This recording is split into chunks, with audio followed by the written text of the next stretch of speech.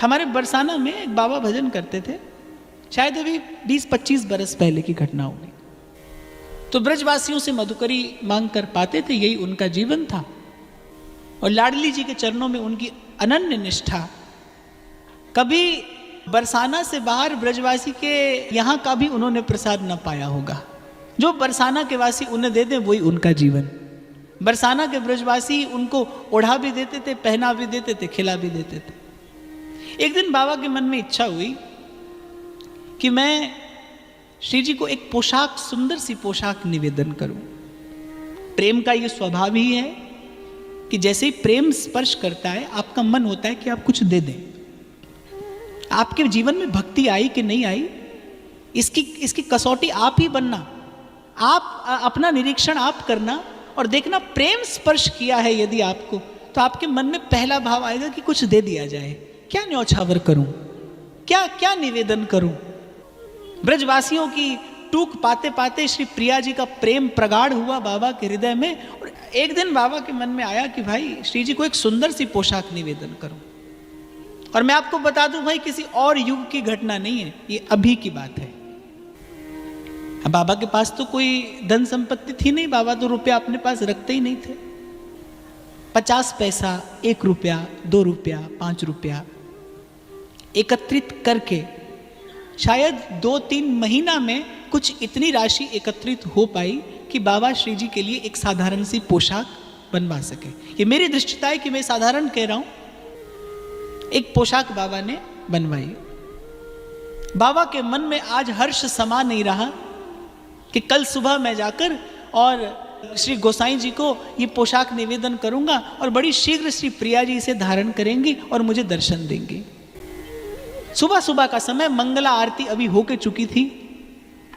बाबा पोशाक लिए सीढ़ियों से चढ़े जा रहे हैं। और आप में से यदि आप लोग बरसाना गए हों, आपने महल में दर्शन किया हो, तो कुछ ब्रजवासी बालिकाएं वहां अभी भी डोलती रहती हैं। आने जाने वाले लोगों से कुछ ना कुछ लाड़ प्यार से ले लेती हैं। तो ऐसे कुछ ब्रजवासी बालिकाएं वहां खेल रही थी। एक बालिका दौड़ी दौड़ी आई और बाबा के हाथ में वो पोशाक थी। उस ब्रजवासी बालिका ने वो पोशाक की पोटली छीन ली। बोली, बाबा कहाँ लिए जा रहे हो? बहुत मलूक पोशाक लग रही है जी, तो मैं पहनूंगी। और इससे पहले बाबा कुछ कह पाते, वो ब्रजवासी बालिका पोशाक लेकर चली गई। अब बाबा ब्रजवासियों से प्राणों के समान प्रेम करते थे, लेकिन आज बाबा के मन को थोड़ी उदासी हुई कि 3 महीने के परिश्रम से ये पोशाक मैंने बनाई और बाबा के मन में भांति भांति के द्वंद्व चलने लगे। अवश्य मेरे भाव में कोई त्रुटि रह गई होगी, जो मेरी वस्तु श्री जी के चरणों तक पहुंच ही नहीं पाई। अवश्य मेरे भाव में मुझसे कोई भावनात्मक अपराध हुआ होगा, जो किशोरी जी ने मेरी भेंट भी स्वीकार नहीं की। कितना परिश्रम किया था बाबा ने, 50 पैसा, 2 रुपया जोड़ा, 5 रुपया जोड़ा, तब जाकर वो एक पोशाक बनवा पाए। वो 3 महीने की वो लगी लगन थी और आज एक क्षण में ये बालिका मुझसे लेकर चली गई। खैर, किसी प्रकार बाबा ऊपर मंदिर में पहुंचे। श्रृंगार आरती होने वाली थी, पीछे पीछे बाबा खड़े थे। लेकिन आज बाबा का मन बड़ा बोझिल था और टकोरा लगा। और जैसे ही पुजारी ने द्वार खोला, श्री जी पोशाक धारण किए खड़ी हैं। बाबा के नेत्र अश्रुओं से भर गए।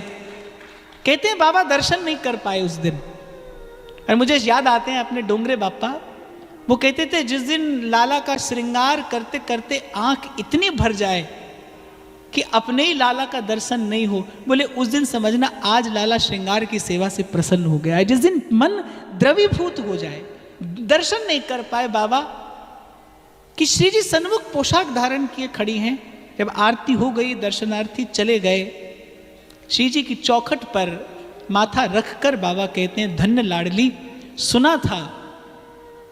सुना था कि कोई पुकारे तो तुम दौड़ कर आती हो, पर तुमसे इतनी भी प्रतीक्षा नहीं हुई।